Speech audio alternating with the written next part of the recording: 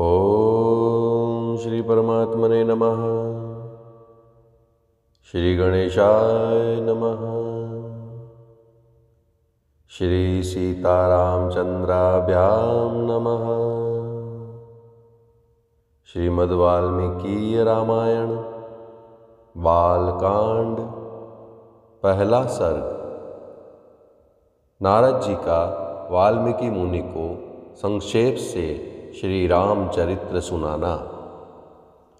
तपस्वी वाल्मीकि जी ने तपस्या और स्वाध्याय में लगे हुए विद्वानों में श्रेष्ठ मुनिवर नारद जी से पूछा, मुने, इस समय इस संसार में गुणवान, वीर्यवान, धर्मज्ञ, उपकार मानने वाला, सत्यवक्ता और दृढ़ प्रतिज्ञ कौन है? सदाचार से युक्त, समस्त प्राणियों का हित साधक, विद्वान, सामर्थ्यशाली और एकमात्र प्रिय दर्शन यानी सुंदर पुरुष कौन है? मन पर अधिकार रखने वाला, क्रोध को जीतने वाला, कांतिमान और किसी की भी निंदा नहीं करने वाला कौन है? तथा संग्राम में कुपित होने पर किससे देवता भी डरते हैं? महर्षि, मैं ये सुनना चाहता हूँ, इसके लिए मुझे बड़ी उत्सुकता है और आप ऐसे पुरुष को जानने में समर्थ हैं।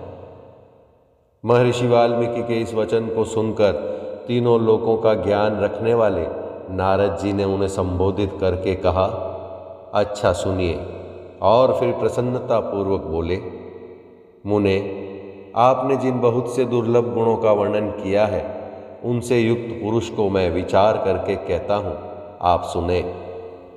इक्ष्वाकु वंश में उत्पन्न हुए एक ऐसे पुरुष हैं जो लोगों में राम नाम से विख्यात हैं।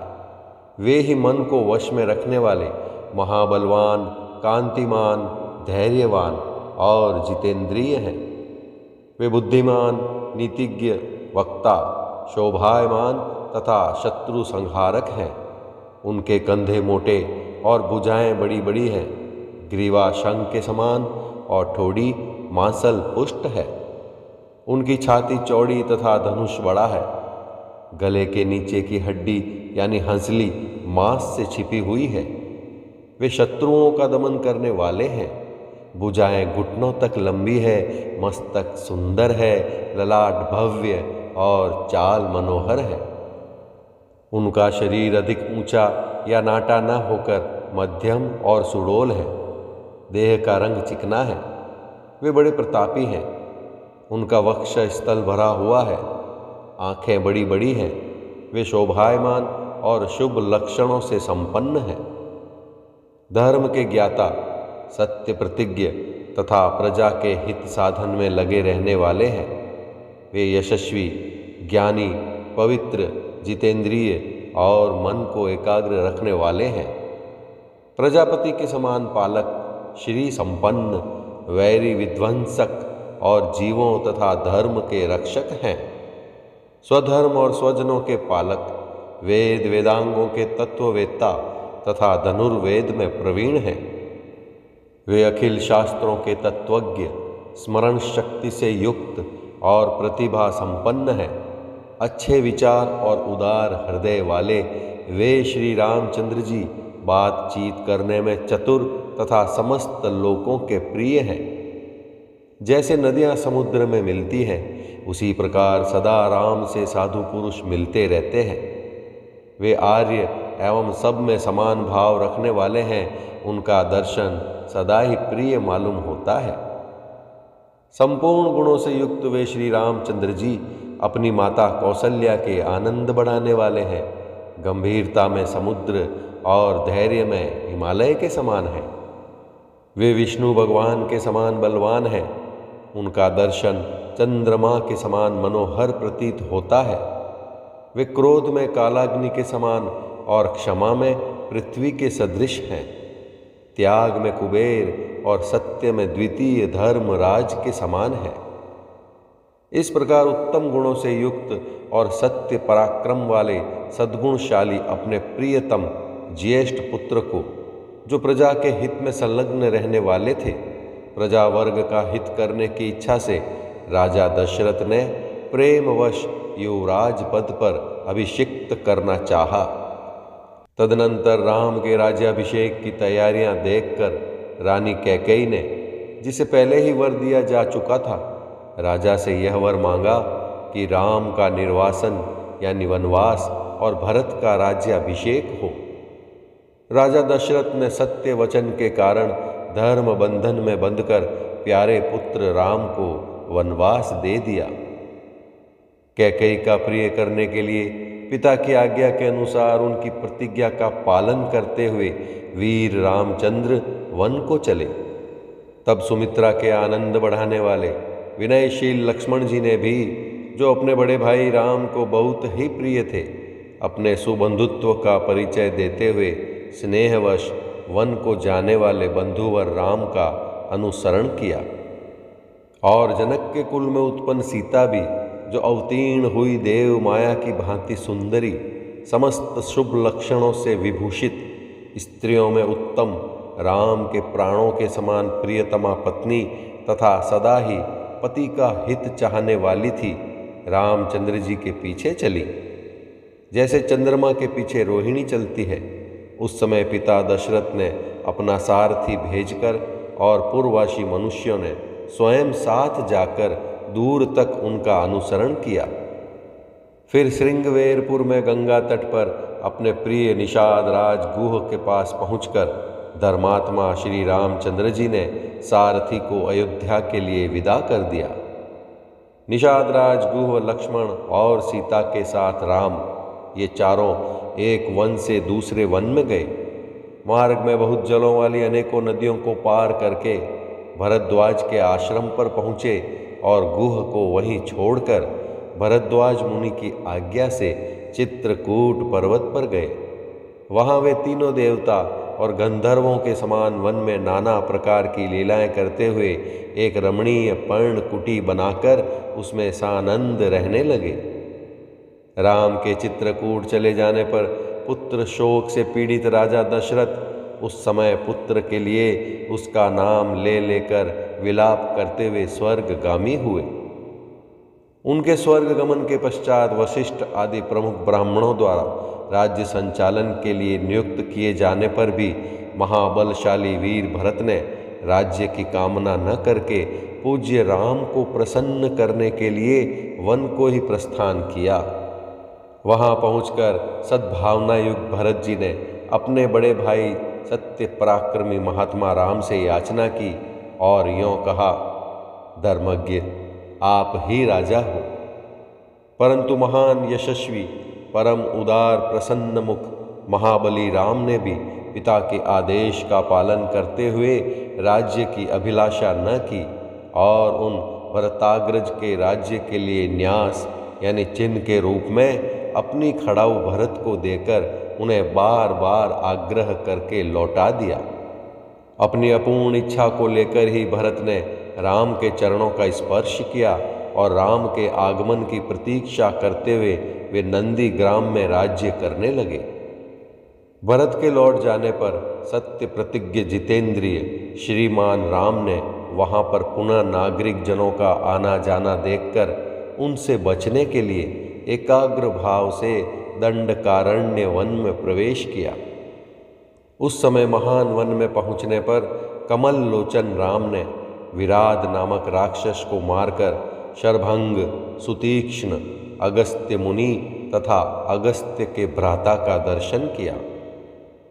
फिर अगस्त्य मुनि के कहने से उन्होंने ऐन्द्र धनुष, एक खंग और 2 तुणीर, जिनमें बाण कभी नहीं घटते थे, प्रसन्नता पूर्वक ग्रहण किए। एक दिन वन में वनचरों के साथ रहने वाले श्री राम के पास असुर तथा राक्षसों के वध के लिए निवेदन करने को वहाँ के सभी ऋषि आए। उस समय वन में श्री राम ने दंडकारण्यवासी अग्नि के समान तेजस्वी उन ऋषियों को राक्षसों के मारने का वचन दिया और संग्राम में उनके वध की प्रतिज्ञा की। वहाँ ही रहते हुए श्री राम ने इच्छा अनुसार रूप बनाने वाली जन स्थान निवासिनी शूर्पणखा नाम की राक्षसी को लक्ष्मण के द्वारा उनकी नाक कटाकर कुरूप कर दिया। तब शूर्पणखा के कहने से चढ़ाई करने वाले सभी राक्षसों को और खर, दूषण, त्रिशिरा तथा उनके पृष्ठपोषक असुरों को राम ने युद्ध में मार डाला। उस वन में निवास करते हुए उन्होंने जन स्थानवासी 14,000 राक्षसों का वध किया। तदनंतर अपने कुटुंब का वध सुनकर रावण नाम का राक्षस क्रोध से मूर्छित हो उठा और उसने मारीच राक्षस से सहायता मांगी। यद्यपि मारीच ने यह कहकर कि रावण, उस बलवान राम के साथ तुम्हारा विरोध ठीक नहीं है, रावण को अनेकों बार मना किया, परंतु काल की प्रेरणा से रावण ने मारीच के वाक्यों को टाल दिया और उसके साथ ही राम के आश्रम पर गया। मायावी मारीच के द्वारा उसने दोनों राजकुमारों को आश्रम से दूर हटा दिया और स्वयं राम की पत्नी सीता का अपहरण कर लिया। जाते समय मार्ग में विघ्न डालने के कारण उसने जटायु नामक गृध्र का वध किया। तत्पश्चात जटायु को आहत देखकर और उसी के मुख से सीता का हरण सुनकर रामचंद्र जी शोक से पीड़ित होकर विलाप करने लगे। उस समय उनकी सभी इंद्रियां व्याकुल हो उठी थीं। फिर उसी शोक में पड़े हुए उन्होंने जटायु गृध्र का अग्नि संस्कार किया और वन में सीता को ढूंढते हुए कबंध नामक राक्षस को देखा, जो शरीर से विकृत तथा भयंकर दिखने वाला था। महाबाहु राम ने उसे मारकर उसका भी दाह किया, अतः वह स्वर्ग को चला गया। जाते समय उसने राम से धर्मचारिणी शबरी का पता बतलाया और कहा, रघुनंदन, आप धर्मपरायणा सन्यासिनी शबरी के आश्रम पर जाइए। शत्रुहंता महान तेजस्वी दशरथ कुमार राम शबरी के यहाँ गए। उसने वहाँ भली भांति पूजन किया। फिर वे पंपासर के तट पर हनुमान नामक वानर से मिले और उन्हीं के कहने से सुग्रीव से भी मेल किया। तदनंतर महाबलवान राम ने आदि से ही लेकर जो कुछ हुआ था वह और विशेषतः सीता का वृतांत सुग्रीव से कह सुनाया। वानर सुग्रीव ने राम की सारी बातें सुनकर उनके साथ प्रेम पूर्वक अग्नि को साक्षी बनाकर मित्रता की। उसके द्वारा वानर राज सुग्रीव ने स्नेहवश वाली के साथ वैर होने की सारी बातें राम से दुखी होकर बतलाईं। उस समय राम ने वाली को मारने की प्रतिज्ञा की। तब वानर सुग्रीव ने वहां वाली के बल का वर्णन किया, क्योंकि सुग्रीव को राम के बल के विषय में बराबर शंका बनी रहती थी। राम की प्रतीति के लिए उन्होंने दुंदुभि दैत्य का महान पर्वत के समान विशाल शरीर दिखलाया। महाबली महाबाहु श्री राम ने तनिक मुस्कुराकर उस अस्थि समूह को देखा और पैर के अंगूठे से उसे 10 योजन दूर फेंक दिया। फिर एक ही महान बाण से उन्होंने अपना विश्वास दिलाते हुए 7 ताल वृक्षों को और पर्वत तथा रसातल को बींध डाला। तदनंतर राम के इस कार्य से महाकपि सुग्रीव मन ही मन प्रसन्न हुए और उन्हें राम पर विश्वास हो गया। फिर वे उनके साथ किष्किंधा गुहा में गए। वहां पर सुवर्ण के समान पिंगल वर्ण वाले वीरवर सुग्रीव ने गर्जना की। उस महानाद को सुनकर वानर राज वाली अपनी पत्नी तारा को आश्वासन देकर तत्काल घर से बाहर निकला और सुग्रीव से भिड़ गया। वहां राम ने वाली को एक ही बाण से मार गिराया। सुग्रीव के कथनानुसार उस संग्राम में वाली को मारकर उसके राज्य पर राम ने सुग्रीव को ही बिठा दिया। तब उन वानर राज ने भी सभी वानरों को बुलाकर जानकी का पता लगाने के लिए उन्हें चारों दिशाओं में भेजा। तत्पश्चात संपाति नामक गिद्ध के कहने से बलवान हनुमान जी 100 योजन विस्तार वाले क्षार समुद्र को कूदकर लांग गए। वहां रावण पालित लंकापुरी में पहुंचकर उन्होंने अशोक वाटिका में सीता को चिंता मग्न देखा। तब उन विदेह नंदिनी को अपनी पहचान देकर राम का संदेश सुनाया और उन्हें सांत्वना देकर उन्होंने वाटिका का द्वार तोड़ डाला। फिर 5 सेनापतियों और 7 मंत्री कुमारों की हत्या कर वीर अक्षय कुमार का भी कचूमर निकाला। इसके बाद वे जानबूझकर पकड़े गए। ब्रह्मा जी के वरदान से अपने को ब्रह्मपाश से छूटा हुआ जानकर भी वीर हनुमान जी ने अपने को बांधने वाले उन राक्षसों का अपराध स्वेच्छानुसार सह लिया। तत्पश्चात मिथिलेश कुमारी सीता के स्थान के अतिरिक्त समस्त लंका को जलाकर वे महाकपि हनुमान जी राम को प्रिय संदेश सुनाने के लिए लंका से लौट आए। अपरिमित बुद्धिशाली हनुमान जी ने वहां जाकर महात्मा राम की प्रदक्षिणा करके यों सत्य निवेदन किया, मैंने सीता जी का दर्शन किया है। इसके अनंतर सुग्रीव के साथ भगवान राम ने महासागर के तट पर जाकर सूर्य के समान तेजस्वी बाणों से समुद्र को क्षुब्ध किया। तब नदीपति समुद्र ने अपने को प्रकट कर दिया। फिर समुद्र के ही कहने से राम ने नल से पुल निर्माण कराया। उसी पुल से लंकापुरी में जाकर रावण को मारा। फिर सीता के मिलने पर राम को बड़ी लज्जा हुई।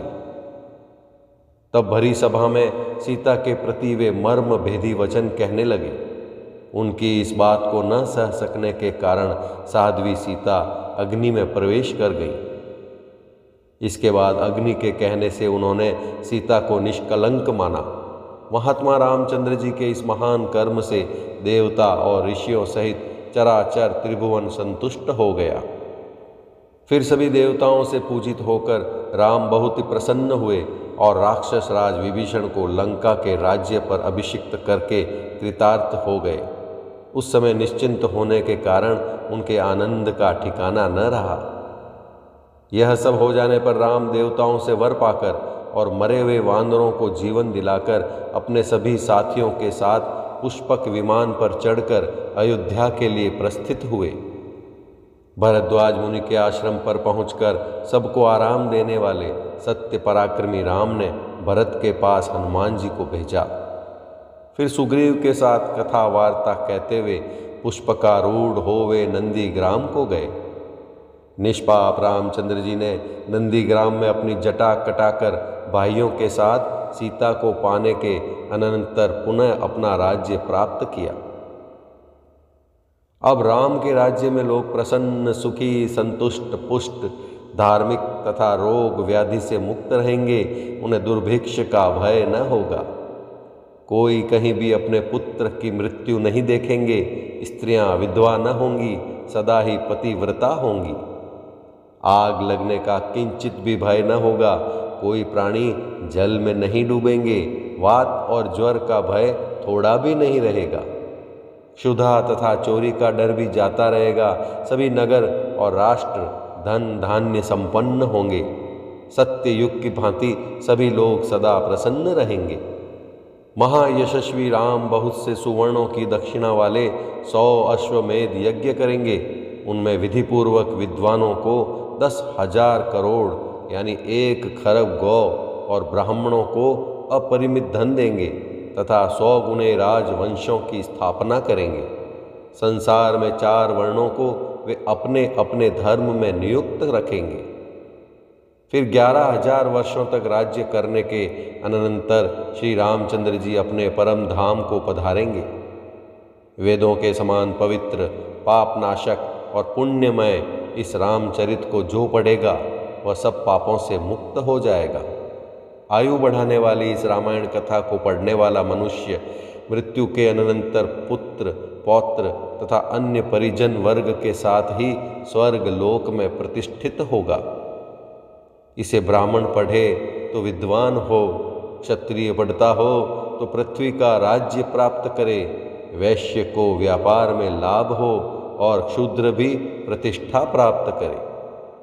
इस प्रकार श्री वाल्मीकि निर्मित आर्ष रामायण आदि काव्य के बाल कांड में पहला सर्ग पूरा हुआ। जय श्री राम। दूसरा सर्ग रामायण काव्य का उपक्रम। तमसा के तट पर क्रौंच वध से संतप्त हुए महर्षि वाल्मीकि के शोक का श्लोक रूप में प्रकट होना तथा ब्रह्मा जी का उन्हें रामचरित्रमय काव्य के निर्माण का आदेश देना। देवर्षि नारद जी के उपर्युक्त वचन सुनकर वाणी विशारद धर्मात्मा ऋषि वाल्मीकि जी ने अपने शिष्यों सहित उन महामुनि का पूजन किया। वाल्मीकि जी से यथावत सम्मानित हो देवर्षि नारद जी ने जाने के लिए उनसे आज्ञा मांगी और उनसे अनुमति मिल जाने पर वे आकाश मार्ग से चले गए। उनके देवलोक पधारने के 2 ही घड़ी बाद वाल्मीकि जी तमसा नदी के तट पर गए, जो गंगा जी से अधिक दूर नहीं था। तमसा के तट पर पहुंचकर वहां के घाट को कीचड़ से रहित देख मुनि ने अपने पास खड़े हुए शिष्य से कहा, भरद्वाज, देखो यहाँ का घाट बड़ा सुंदर है, इसमें कीचड़ का नाम नहीं है। यहाँ का जल वैसा ही स्वच्छ है जैसा सत्पुरुष का मन होता है। तात, यही कलश रख दो और मुझे मेरा वल्कल दो, मैं तमसा के इसी उत्तम तीर्थ में स्नान करूँगा। महात्मा वाल्मीकि के ऐसा कहने पर नियम परायण शिष्य भरद्वाज ने अपने गुरु मुनिवर वाल्मीकि को वल्कल वस्त्र दिया। शिष्य के हाथ से वल्कर लेकर वे जितेंद्रिय मुनि वहाँ के विशाल वन की शोभा देखते हुए सब और विचरने लगे। उनके पास ही क्रौंच पक्षियों का एक जोड़ा, जो कभी एक दूसरे से अलग नहीं होता था, विचर रहा था। वे दोनों पक्षी बड़ी मधुर बोली बोलते थे। भगवान वाल्मीकि ने पक्षियों के उन जोड़े को वहाँ देखा। उसी समय पाप पूर्ण विचार रखने वाले एक निषाद ने, जो समस्त जंतुओं का अकारण वैरी था, वहाँ आकर पक्षियों के उस जोड़े में से एक नर पक्षी को मुनि के देखते देखते बाण से मार डाला। वह पक्षी खून से लथपथ होकर पृथ्वी पर गिर पड़ा और पंख फड़फड़ाता हुआ तड़पने लगा। अपने पति की हत्या हुई देख उसकी भार्या क्रौंची करुणाजनक स्वर में चित्कार कर उठी। उत्तम पंखों से युक्त वह पक्षी सदा अपनी भार्या के साथ साथ विचरता था।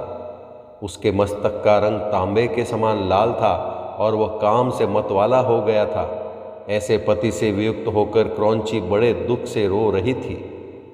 निषाद ने जिसे मार गिराया था, उस नर पक्षी की वह दुर्दशा देख उन धर्मात्मा ऋषि को बड़ी दया आई। स्वभावतः करुणा का अनुभव रखने वाले ब्रह्मर्षि ने यह अधर्म हुआ है ऐसा निश्चय करके रोती हुई क्रौंची की ओर देखते हुए निषाद से इस प्रकार कहा, निषाद, तुझे नित्य निरंतर कभी भी शांति न मिले, क्योंकि तूने इस क्रौंच के जोड़े में से एक की, जो काम से मोहित हो रहा था, बिना किसी अपराध के ही हत्या कर डाली। ऐसा कहकर जब उन्होंने इस पर विचार किया, तब उनके मन में यह चिंता हुई कि अहो, इस पक्षी के शोक से पीड़ित होकर मैंने यह क्या कह डाला। यही सोचते हुए महाज्ञानी और परम बुद्धिमान मुनिवर वाल्मीकि एक निश्चय पर पहुंच गए और अपने शिष्य से इस प्रकार बोले, तात, शोक से पीड़ित हुए मेरे मुख से जो वाक्य निकल पड़ा है, यह 4 चरणों में आबद्ध है। इसके प्रत्येक चरण में बराबर बराबर यानी 8-8 अक्षर हैं तथा इसे वीणा के लय पर गाया भी जा सकता है। अतः मेरा ये वचन श्लोक रूप अर्थात श्लोक नामक छंद में आबद्ध काव्य रूप या यश स्वरूप होना चाहिए, अन्यथा नहीं। मुनि की यह उत्तम बात सुनकर उनके शिष्य भरद्वाज को बड़ी प्रसन्नता हुई और उसने उसका समर्थन करते हुए कहा, हाँ, आपका ये वाक्य श्लोक रूप ही होना चाहिए। शिष्य के इस कथन से मुनि को विशेष संतोष हुआ। तत्पश्चात उन्होंने तीर्थ में विधिपूर्वक स्नान किया और उसी विषय का विचार करते हुए वे आश्रम की ओर लौट पड़े। फिर उनका विनीत एवं शास्त्रज्ञ शिष्य भरद्वाज भी वह जल से भरा हुआ कलश लेकर गुरुजी के पीछे पीछे चला। शिष्य के साथ आश्रम में पहुंचकर धर्मज्ञ ऋषि वाल्मीकि जी आसन पर बैठे और दूसरी दूसरी बातें करने लगे, परंतु उनका ध्यान उस श्लोक की ओर ही लगा था।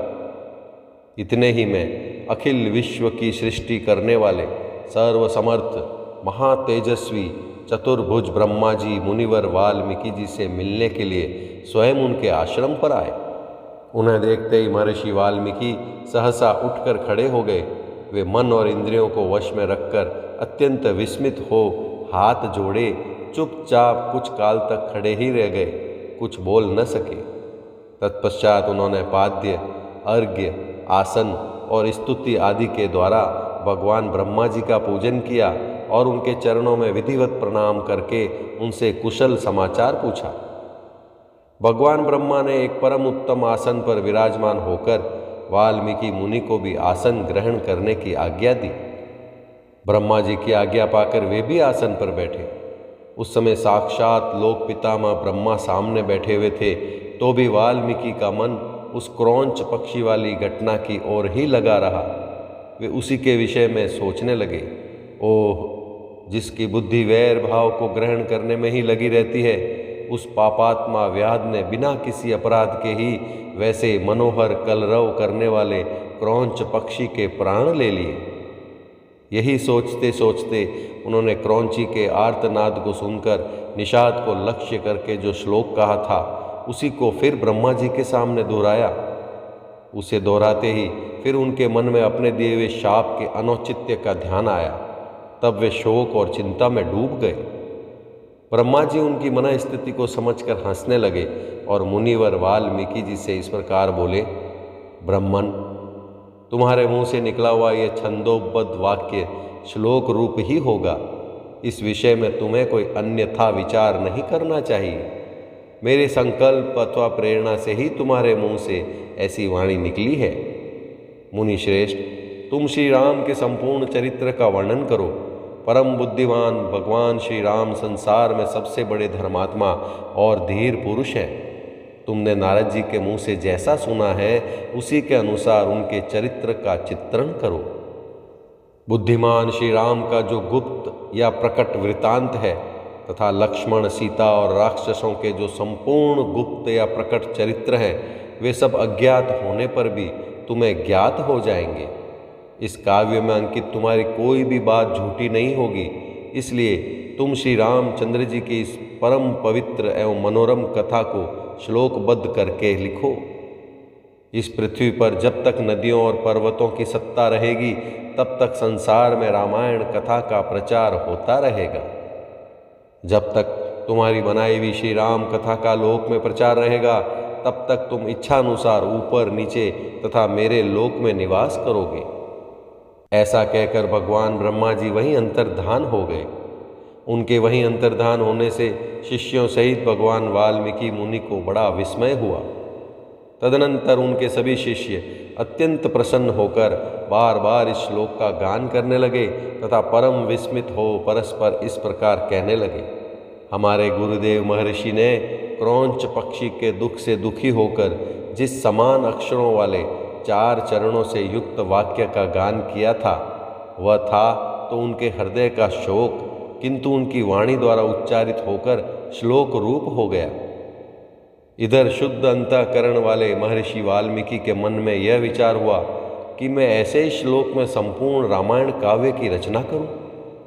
यह सोचकर उदार दृष्टि वाले उन यशस्वी महर्षि ने भगवान श्री रामचंद्र जी के चरित्र को लेकर हजारों श्लोकों से युक्त महाकाव्य की रचना की, जो उनके यश को बढ़ाने वाला है। इसमें श्री राम के उदार चरित्रों का प्रतिपादन करने वाले मनोहर पदों का प्रयोग किया गया है। महर्षि वाल्मीकि के बनाए हुए इस काव्य में तत्पुरुष आदि समासों, दीर्घ गुण आदि संधियों और प्रकृति प्रत्यय के संबंध का यथा योग्य निर्वाह हुआ है। इसकी रचना में समता यानी पतत प्रकर्ष आदि दोषों का अभाव है। पदों में माधुर्य है और अर्थ में प्रसाद गुण की अधिकता है। भावुक जनों, इस प्रकार शास्त्रीय पद्धति के अनुकूल बने हुए इस रघुवर चरित्र और रावण वध के प्रसंग को ध्यान देकर सुनो। इस प्रकार श्री वाल्मीकि निर्मित आर्ष रामायण आदि काव्य के बाल कांड में दूसरा सर्ग पूरा हुआ। जय श्री राम। तीसरा सर्ग वाल्मीकि मुनि द्वारा रामायण काव्य में निबद्ध विषयों का संक्षेप से उल्लेख।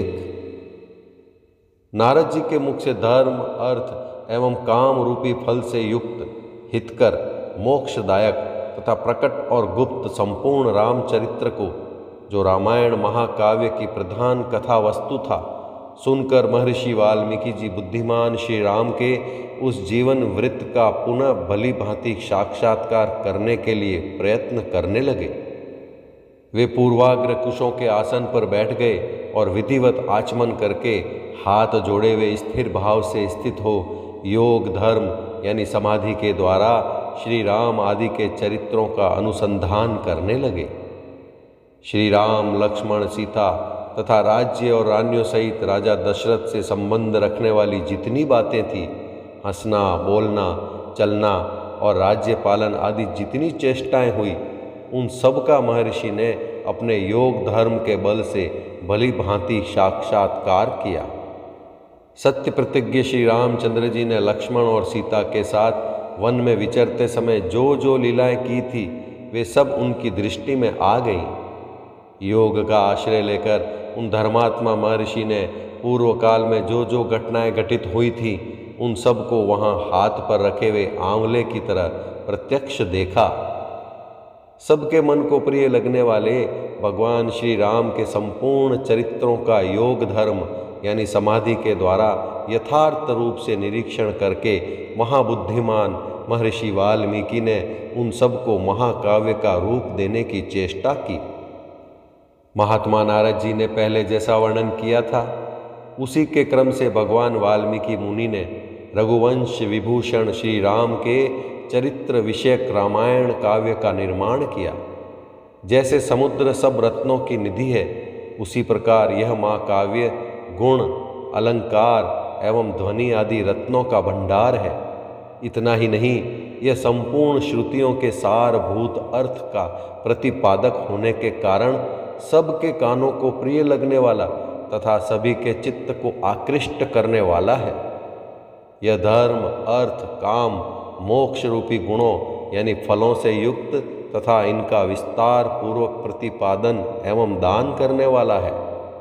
श्री राम के जन्म, उनके महान पराक्रम, उनकी सर्वानुकूलता, लोकप्रियता, क्षमा, सौम्य भाव तथा सत्यशीलता का इस महाकाव्य में महर्षि ने वर्णन किया। विश्वामित्र जी के साथ श्री राम लक्ष्मण के जाने पर जो उनके द्वारा नाना प्रकार की विचित्र लीलाएं तथा अद्भुत बातें घटित हुई, उन सब का इसमें महर्षि ने वर्णन किया। श्री राम द्वारा मिथिला में धनुष को तोड़े जाने तथा जनक नंदिनी सीता और उर्मिला आदि के विवाह का भी इसमें चित्रण किया। श्री राम परशुराम संवाद, दशरथ नंदन श्री राम के गुण, उनके अभिषेक, कैकेयी की दुष्टता, श्री राम के राज्याभिषेक में विघ्न, उनके वनवास, राजा दशरथ के शोक विलाप और परलोक गमन, प्रजाओं के विषाद, साथ जाने वाली प्रजाओं को मार्ग में छोड़ने, निषाद राज गुह के साथ बात करने तथा सूत सुमंत को अयोध्या लौटाने आदि का भी इसमें उल्लेख किया। श्री राम आदि का गंगा के पार जाना, भरद्वाज मुनि का दर्शन करना, भरद्वाज मुनि की आज्ञा लेकर चित्रकूट जाना और वहाँ की नैसर्गिक शोभा का अवलोकन करना, चित्रकूट में कुटिया बनाना, उसमें निवास करना, वहाँ भरत का श्री राम से मिलने के लिए आना, उन्हें अयोध्या लौट चलने के लिए प्रसन्न करना यानी मनाना, श्री राम द्वारा पिता को जलांजलि दान, भरत द्वारा अयोध्या के राज सिंहासन पर श्री रामचंद्र जी की श्रेष्ठ पादुकाओं का अभिषेक एवं स्थापन, नंदीग्राम में भरत का निवास, श्री राम का दंडकारण्य में गमन, उनके द्वारा विराट का वध, शरभंग मुनि का दर्शन, सुतीक्ष्ण के साथ समागम, अनुसुईया के साथ सीता देवी की कुछ काल तक स्थिति, उनके द्वारा सीता को अंग राग समर्पण, श्री राम आदि के द्वारा अगस्त्य का दर्शन,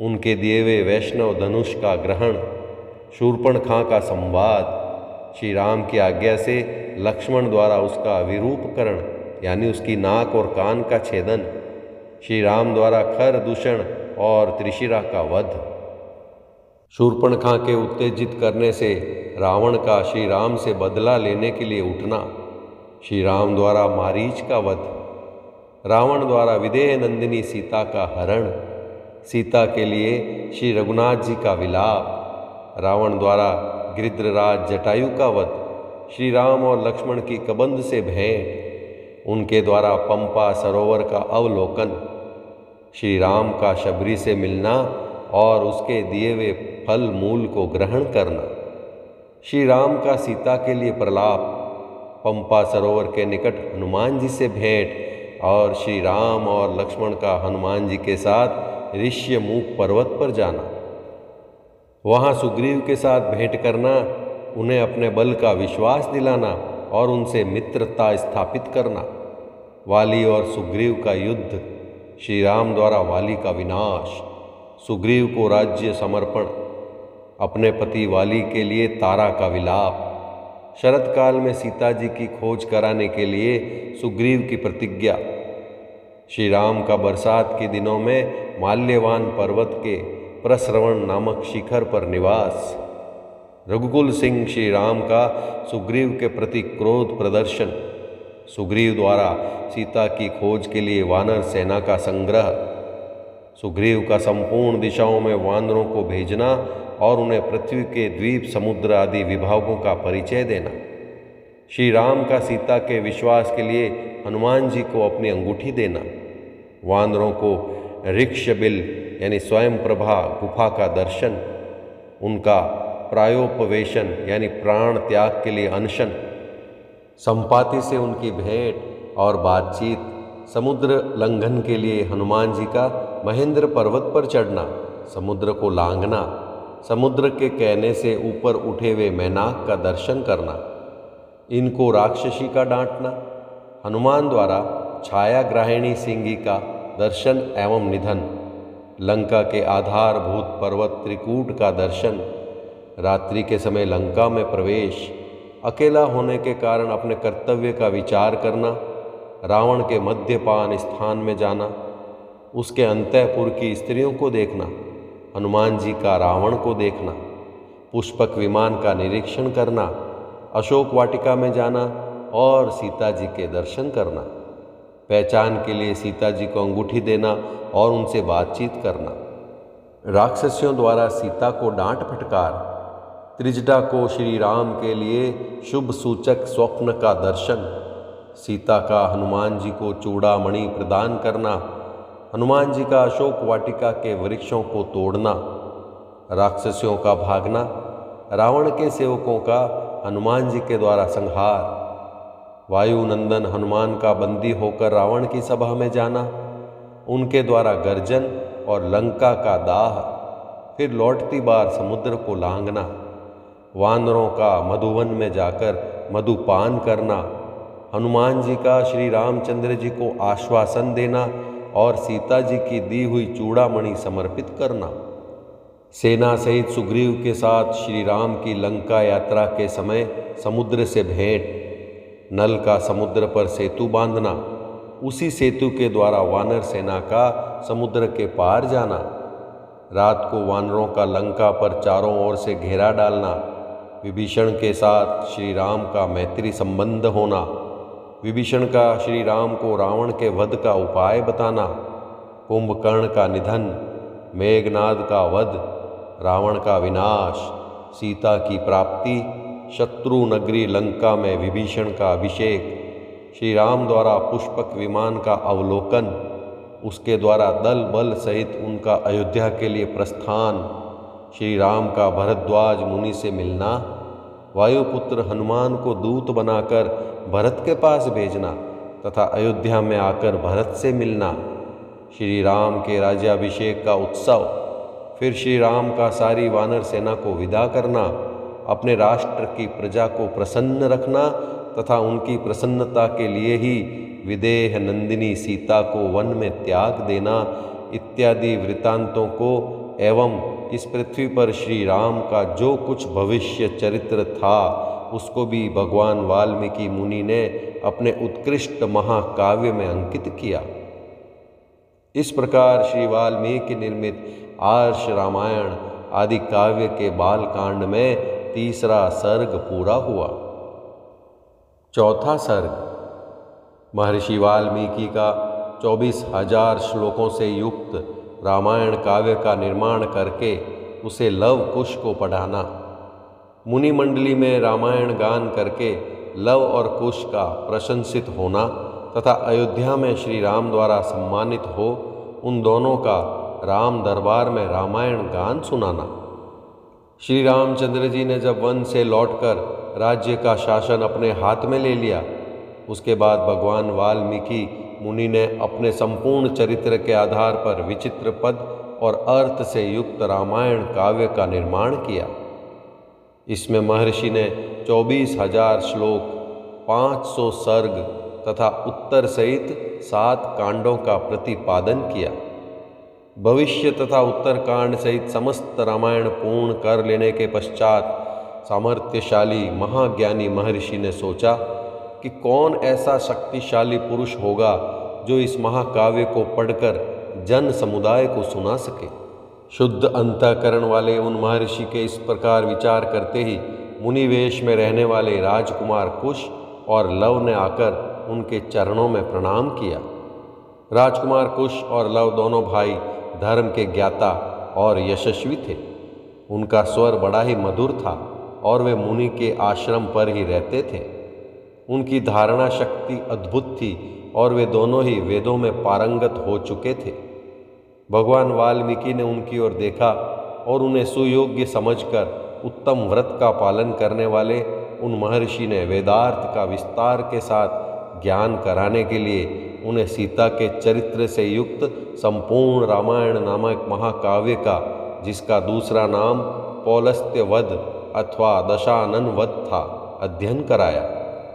वह महाकाव्य पढ़ने और गाने में भी मधुर, द्रुत, मध्य और विलंबित इन तीनों गतियों से अन्वित, षडज आदि 7 स्वरों से युक्त, वीणा बजाकर स्वर और ताल के साथ गाने योग्य तथा श्रृंगार, करुण, हास्य, रौद्र, भयानक तथा वीर आदि सभी रसों से अनुप्राणित है। दोनों भाई कुश और लव उस महाकाव्य को पढ़कर उसका गान करने लगे। वे दोनों भाई गांधर्व विद्या यानी संगीत शास्त्र के तत्वज्ञ स्थान और मूर्छना के जानकार, मधुर स्वर से संपन्न तथा गंधर्वों के समान मनोहर रूप वाले थे। सुंदर रूप और शुभ लक्षण उनकी सहज संपत्ति थे। वे दोनों भाई बड़े मधुर स्वर से वार्तालाप करते थे। जैसे बिंब से प्रतिबिंब प्रकट होते हैं, उसी प्रकार श्री राम के शरीर से उत्पन्न हुए वे दोनों राजकुमार दूसरे युगल श्री राम ही प्रतीत होते थे। वे दोनों राजपुत्र सब लोगों की प्रशंसा के पात्र थे। उन्होंने उस धर्मानुकूल उत्तम उपाख्यानमय संपूर्ण काव्य को जिवाग्र कर लिया था और जब कभी ऋषियों, ब्राह्मणों तथा साधुओं का समागम होता था, उस समय उनके बीच में बैठकर वे दोनों तत्वज्ञ बालक एकाग्रचित्त हो रामायण का गान किया करते थे। एक दिन की बात है, बहुत से शुद्ध अंतःकरण वाले महर्षियों की मंडली एकत्र हुई थी। उसमें महान सौभाग्यशाली तथा समस्त शुभ लक्षणों से सुशोभित महामनस्वी कुश और लव भी उपस्थित थे। उन्होंने बीच सभा में उन महात्माओं के समीप बैठकर उस रामायण काव्य का गान किया। उसे सुनकर सभी मुनियों के नेत्रों में आंसू भर आए और वे अत्यंत विस्मय विमुग्ध होकर उन्हें साधुवाद देने लगे। मुनि धर्म वत्सल तो होते ही हैं। वह धार्मिक उपाख्यान सुनकर उन सब के मन में बड़ी प्रसन्नता हुई। वे रामायण कथा के गायक कुमार कुश और लव की, जो प्रशंसा के ही योग्य थे, इस प्रकार प्रशंसा करने लगे। अहो, इन बालकों के गीत में कितना माधुर्य है। श्लोकों की मधुरता तो और भी अद्भुत है। यद्यपि इस काव्य में वर्णित घटना बहुत दिनों पहले हो चुकी है, तो भी इन दोनों बालकों ने इस सभा में प्रवेश करके एक साथ ऐसे सुंदर भाव से स्वर संपन्न राग युक्त मधुर गान किया है कि वे पहले की घटनाएं भी प्रत्यक्ष सी दिखाई देने लगी हैं, मानो अभी अभी आंखों के सामने घटित हो रही हों। इस प्रकार उत्तम तपस्या से युक्त महर्षिगण उन दोनों कुमारों की प्रशंसा करते और वे उनसे प्रशंसित होकर अत्यंत मधुर राग से रामायण का गान करते थे। उनके गान से संतुष्ट हुए किसी मुनि ने उठकर उन्हें पुरस्कार के रूप में कलश प्रदान किया। किसी दूसरे महायशस्वी महर्षि ने प्रसन्न होकर उन दोनों को वल्कल वस्त्र दिया। किसी ने काला मृग चर्म भेंट किया तो किसी ने यज्ञोपवीत, एक ने कमंडलू दिया तो दूसरे महामुनि ने मंजू की मेखला भेंट की, तीसरे ने आसन और चौथे ने कोपीन प्रदान किया। किसी अन्य मुनि ने हर्ष में भरकर उन दोनों बालकों के लिए कुठार अर्पित किया किसी ने गेरवा वस्त्र दिया तो किसी मुनि ने चीर भेंट किया, किसी दूसरे ने आनंद मग्न होकर जटा बांधने के लिए रस्सी दी तो किसी ने समिधा बांधकर लाने के लिए डोरी प्रदान की। एक ऋषि ने यज्ञ पात्र दिया तो दूसरे ने काष्ठ भार समर्पित किया, किसी ने गुलर की लकड़ी का बना हुआ पीढ़ा अर्पित किया। कुछ लोग उस समय आशीर्वाद देने लगे, बच्चों तुम दोनों का कल्याण हो। दूसरे महर्षि प्रसन्नतापूर्वक बोल उठे, तुम्हारी आयु बढ़े। इस प्रकार सभी सत्यवादी मुनियों ने उन दोनों को नाना प्रकार के वर दिए।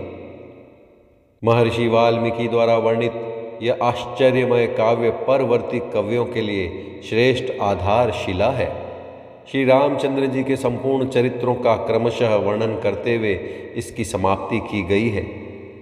संपूर्ण गीतों के विशेषज्ञ राजकुमारों, यह काव्य आयु एवं पुष्टि प्रदान करने वाला तथा सबके कान और मन को मोहने वाला मधुर संगीत है। तुम दोनों ने बड़े सुंदर ढंग से इसका गान किया है।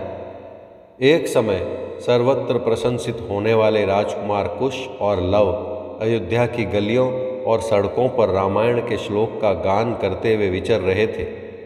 इसी समय उनके ऊपर भरत के बड़े भाई श्री राम की दृष्टि पड़ी। उन्होंने उन समादर योग्य बंधुओं को अपने घर बुलाकर उनका यथोचित सम्मान किया। तदनंतर शत्रुओं का संहार करने वाले श्री राम सुवर्णमय दिव्य सिंहासन पर विराजमान हुए। उनके मंत्री और भाई भी उनके पास ही बैठे थे। उन सब के साथ सुंदर रूप वाले उन दोनों विनयशील भाइयों की ओर देखकर श्री रामचंद्र जी ने भरत, लक्ष्मण और शत्रुघ्न से कहा, ये देवताओं के समान तेजस्वी दोनों कुमार विचित्र अर्थ और पदों से युक्त मधुर काव्य बड़े सुंदर ढंग से गाकर सुनाते हैं। तुम सब लोग इसे सुनो। यों कहकर उन्होंने इन दोनों भाइयों को गाने की आज्ञा दी। आज्ञा पाकर वे दोनों भाई वीणा के लय के साथ अपने मन के अनुकूल तार उच्च एवं मधुर स्वर में राग आलापते हुए रामायण काव्य का गान करने लगे। उनका उच्चारण इतना स्पष्ट था कि सुनते ही अर्थ का बोध हो जाता था। उनका गान सुनकर श्रोताओं के समस्त अंगों में हर्ष जनित रोमांच हो आया तथा उन सब के मन और आत्मा में आनंद की तरंगें उठने लगी। उस जनसभा में होने वाला वह गान सबकी श्रवणेंद्रियों को अत्यंत सुखद प्रतीत होता था। उस समय श्री राम ने अपने भाइयों का ध्यान आकृष्ट करते हुए कहा, ये दोनों कुमार मुनि होकर भी राजोचित लक्षणों से संपन्न हैं। संगीत में कुशल होने के साथ ही महान तपस्वी हैं। ये जिस चरित्र का प्रबंध काव्य का गान करते हैं वह शब्दार्थ अलंकार उत्तम गुण एवं सुंदर रीति आदि से युक्त होने के कारण अत्यंत प्रभावशाली है, मेरे लिए भी अद्भुत कारक है, ऐसा वृद्ध पुरुषों का कथन है। अतः तुम सब लोग ध्यान देकर इसे सुनो। तदनंतर श्री राम की आज्ञा से प्रेरित हो वे दोनों भाई मार्ग विधान की रीति से रामायण का गान करने लगे। सभा में बैठे हुए भगवान श्री राम भी धीरे धीरे उनका गान सुनने में तन्मय हो गए। इस प्रकार श्री वाल्मीकि निर्मित आर्ष रामायण आदि काव्य के बाल कांड में चौथा सर्ग पूरा हुआ। जय श्री राम। पांचवा सर्ग राजा दशरथ द्वारा सुरक्षित अयोध्यापुरी का वर्णन। यह सारी पृथ्वी पूर्व काल में प्रजापति मनु से लेकर अब तक जिस वंश के विजयशाली नरेशों के अधिकार में रही है, जिन्होंने समुद्र को खुदवाया था और जिन्हें यात्रा काल में 60,000 पुत्र घेरकर चलते थे, वे महाप्रतापी राजा सगर जिनके कुल में उत्पन्न हुए, इन्हीं इक्ष्वाकु वंशी महात्मा राजाओं की कुल परंपरा में रामायण नाम से प्रसिद्ध इस महान ऐतिहासिक काव्य की अवतारणा हुई है। हम दोनों आदि से अंत तक इस सारे काव्य का पूर्ण रूप से गान करेंगे। इसके द्वारा धर्म, अर्थ, काम और मोक्ष चारों पुरुषार्थों की सिद्धि होती है। अतः आप लोग दोष दृष्टि का परित्याग करके इसका श्रवण करें। कौशल नाम से प्रसिद्ध एक बहुत बड़ा जनपद है जो सरयू नदी के किनारे बसा हुआ है। वह प्रचुर धन धान्य से संपन्न, सुखी और समृद्धिशाली है। उसी जनपद में अयोध्या नाम की एक नगरी है। जो समस्त लोकों में विख्यात है, उसी पुरी को स्वयं महाराज मनु ने बनवाया और बसाया था। वह शोभाशालिनी महापुरी 12 योजन लंबी और 3 योजन चौड़ी थी। वहाँ बाहर के जनपदों में जाने का जो विशाल राजमार्ग था, वह उभय पार्श्वों में विविध वृक्षावलियों से विभूषित होने के कारण सुस्पष्टतया अन्य मार्गों से विभक्त जान पड़ता था। सुंदर विभाग पूर्वक बना हुआ महान राजमार्ग उस पुरी की शोभा बढ़ा रहा था। उस पर खिले हुए फूल बिखेरे जाते थे तथा प्रतिदिन उस पर जल का छिड़काव होता था। जैसे स्वर्ग में देवराज इंद्र ने अमरावतीपुरी बसाई थी, उसी प्रकार धर्म और न्याय के बल से अपने महान राष्ट्र की वृद्धि करने वाले राजा दशरथ ने अयोध्यापुरी को पहले की अपेक्षा विशेष रूप से बसाया था। वह पुरी बड़े बड़े फाटकों और किवाड़ों से सुशोभित थी। उसके भीतर पृथक पृथक बाजारें थीं। वहाँ सब प्रकार के यंत्र और अस्त्र शस्त्र संचित थे। उसी पुरी में सभी कलाओं के शिल्पी निवास करते थे। स्तुति पाठ करने वाले सूत और वंशावली का बखान करने वाले मागध वहाँ भरे हुए थे। वह पुरी सुंदर शोभा से संपन्न थी। उसकी सुषमा की कहीं तुलना नहीं थी। वहाँ ऊंची नीची अट्टालिकाएं थी, जिनके ऊपर ध्वज फहराते थे। सैकड़ों शतघ्नियों यानी तोपों से वह पुरी व्याप्त थी। उस पुरी में ऐसी बहुत सी नाटक मंडलियाँ थीं, जिनमें केवल स्त्रियां ही नृत्य एवं अभिनय करती थी। उस नगरी में चारों ओर उद्यान तथा आमों के बगीचे थे। लंबाई और चौड़ाई की दृष्टि से वह पुरी बहुत विशाल थी तथा साखू के वन उसे सब ओर से घेरे हुए थे। उसके चारों ओर गहरी खाई खुदी थी, जिसमें प्रवेश करना या जिसे लांघना अत्यंत कठिन था। वह नगरी दूसरों के लिए सर्वथा दुर्गम एवं दुर्जय थी। घोड़े, हाथी, गाय, बैल, ऊंट तथा गधे आदि उपयोगी पशुओं से वह पूरी भरी पूरी थी। कर देने वाले सामंत नरेशों के समुदाय उसे सदा घेरे रहते थे। विभिन्न देशों के निवासी वैश्य उस पुरी की शोभा बढ़ाते थे। वहाँ के महलों का निर्माण नाना प्रकार के रत्नों से हुआ था। वे गगनचुंबी प्रासाद पर्वतों के समान जान पड़ते थे। उनसे उस पुरी की बड़ी शोभा हो रही थी। बहुसंख्यक कूटागारों यानी गुप्त गृहों अथवा स्त्रियों की क्रीड़ा भवनों से परिपूर्ण वह नगरी इंद्र की अमरावती के समान जान पड़ती थी। उसकी शोभा विचित्र थी। उसके महलों पर सोने का पानी चढ़ाया गया था अथवा वह पूरी द्युति फल के आकाश में बसाई गई थी। श्रेष्ठ एवं सुंदरी नारियों के समूह उस पुरी की शोभा बढ़ाते थे। वह सब प्रकार के रत्नों से भरी पूरी तथा सतमहले प्रासादों से सुशोभित थी।